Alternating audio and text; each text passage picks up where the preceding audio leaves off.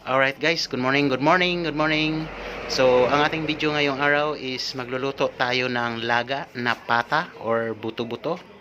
Okay? So, titingnan natin muna yung lulutuin natin. Alright.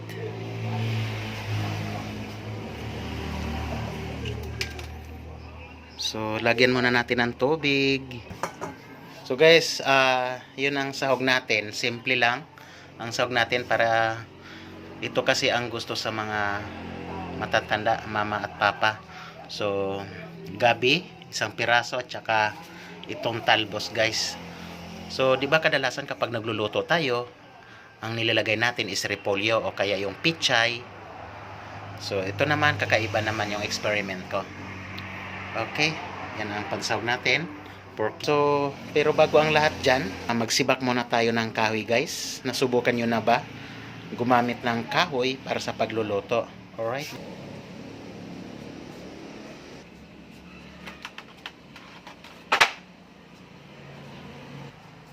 So guys, ito yung sisibakin natin, ha. Alright. Itong ganitong kalaki, guys, grabe to. Ano to siya? 45 pesos din to. So ito, pag ginamit natin, ito ang mabilis sa pagluto dahil ang lakas niya. Okay, so magsibak muna tayo.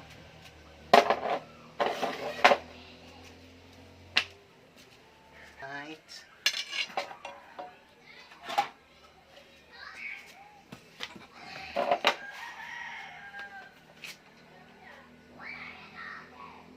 Kailangan muna tayo, guys, mag-gloves.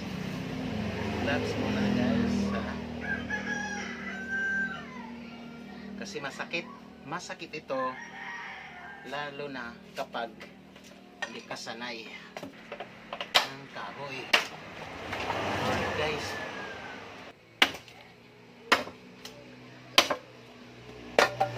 gumawa ka muna ng maliit nito para lang sisindihan mo.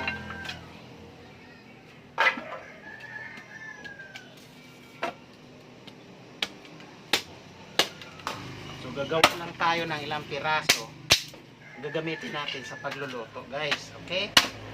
Yan. Yun ang advice ko sa inyo kapag naglalaga kayo ng karning baka, dahil diba panggatong na kahoy itong ginagamit nyo.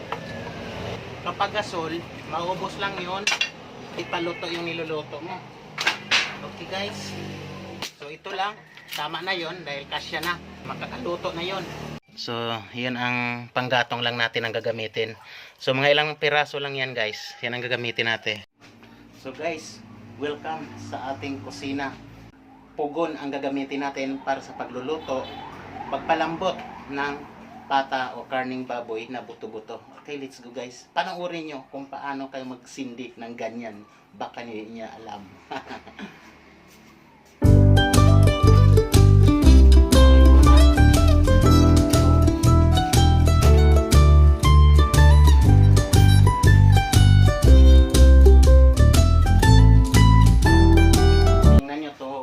Guys, kung gaano kalakas, mas malakas pa sa gasol. Tsaka mura lang at masarap ang luto niyan.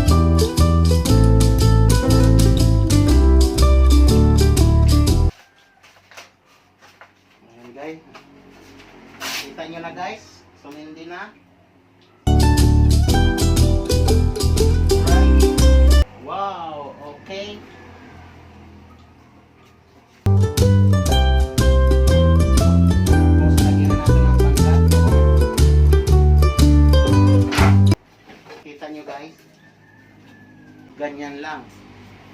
Ganyan lang guys, paggawa. Paano mabilis magluto. Alright, ayan guys, oh. Kita niyo ang lakas, oh. Alright. So, ilagay na natin yan. Okay. Okay. So, ito siya. Ang luto ay laga lang naman. Idaan natin ng isa para mas masarap. Right? Yan guys, mainit yung tawali natin. Lagyan na natin ng mantika.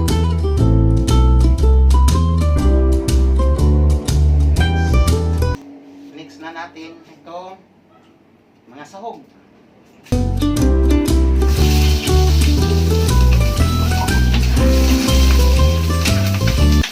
Kailangan natin ipa-brown parang lalabas yung aroma niya. Okay guys, mainit yung mantika natin guys. Ito yung susunod natin, itong karne na to. Alright, mga 1 kilo ito guys. Buto-buto. Tsaka yung pata niya. So, masarap ito guys. Hindi siya masyadong mataba. Walang taba. Okay? Ito na guys.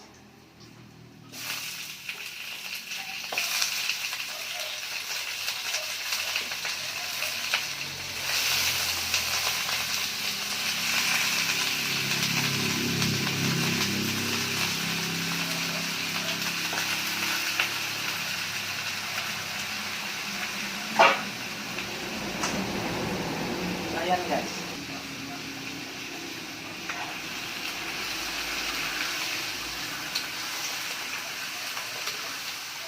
Grabe guys, kung nakita nyo, lakas ng apoy.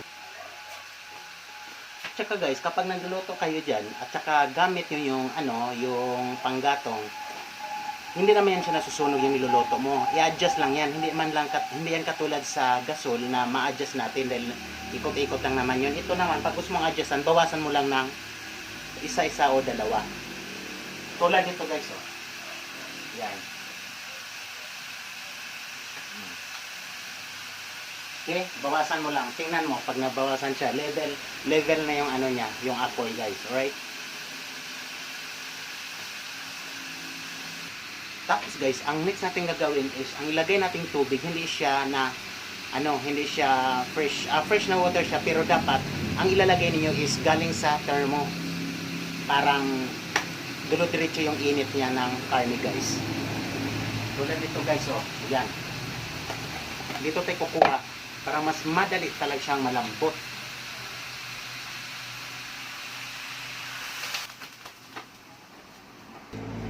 Pwede mo na palakasan siya ng apoy.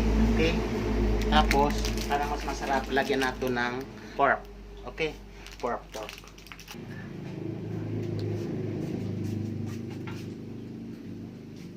Okay. Tapos guys, ilagay natin yung pamintang buo. Itong paminta buo, ubusin natin paglagay. Okay?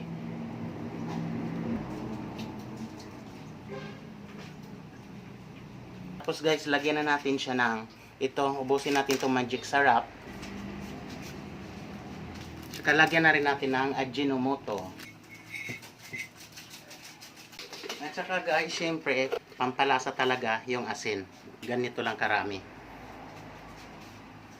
Ayan yung sinasabi ko sa inyo. Di ba ang lakas ng apoy, oh, grabe. Tsaka, ayun, kumukulo na agad.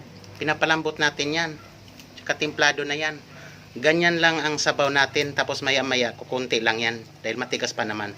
Okay, ang next natin yan mamaya guys, kapag malambot na siya, timplado na rin siya, saka natin ilagay yung mga talbos, at saka yung gabi. Alright? Alright guys, tingnan natin kung malambot na. Grabe ng apoy, oh. Ang bilis. Ito. Wow, ayan. Diba guys? Super. So, ang next natin yung gabi na, dahil medyo lambot na yan guys, oh.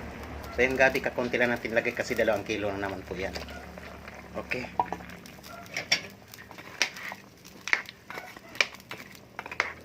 Okay guys, tingnan natin kung malambot na ba. Wow. Tingnan natin yung gabi kung malambot na. Nasaan na yung gabi?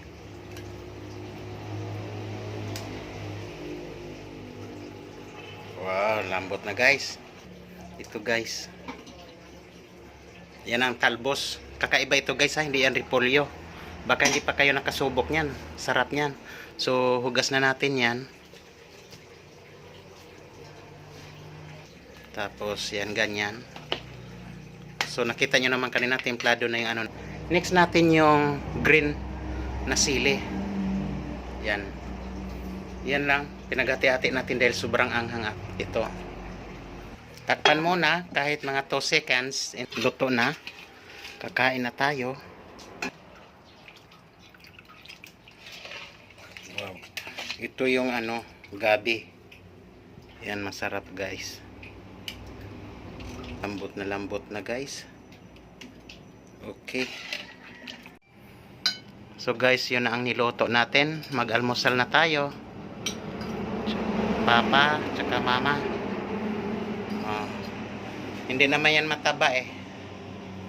Buto-buto lang yan, tsaka yung patas sa kuan. Okay. Kain na. So guys, kain na tayo. Alright. Tapos yan ang pang toppings natin, sibuyas dahon. Kain na tayo. Ito naman yung pang toppings natin guys. Alright. Masarap ito guys eh. Pang toppings natin. Ano siya? Sibuyas guys. Wow, sarap. Hindi tayo mag kamay na lang.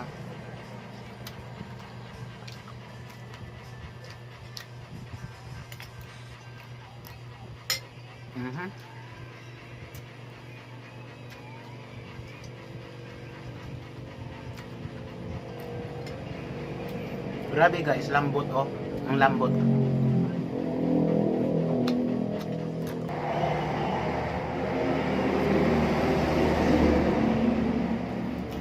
Lambot. Grabe.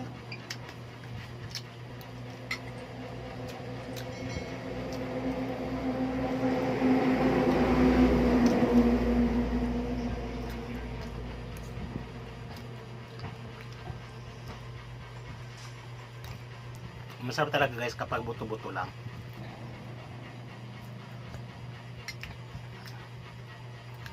Ang buto ito guys oh.